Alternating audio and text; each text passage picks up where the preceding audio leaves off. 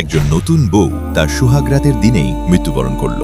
সবাই হতবাক হয়ে গিয়েছিল, কারণ সে ছিল একদম সুস্থ। কিন্তু যখন তাকে শেষ গোসল দেওয়ার প্রস্তুতি নেওয়া হলো, তখন সামনে এলো এক ভয়ঙ্কর ও হৃদয় কাঁপানো দৃশ্য। নারীরা তার ওয়াটারপ্রুফ মেকআপ পরিষ্কার করার চেষ্টা করছিল, কিন্তু সেই মেকআপ কিছুতেই উঠছিল না, যেন মুখের সঙ্গে শক্ত করে লেগে আছে। তারা যেই না তার শরীরে পানি ঢালল, ঠান্ডা পানি তার জন্য অসহ্য হয়ে উঠল। আর ঠিক তখনই দেখা গেল তার দেহ থেকে ভাপ বের হতে শুরু করেছে।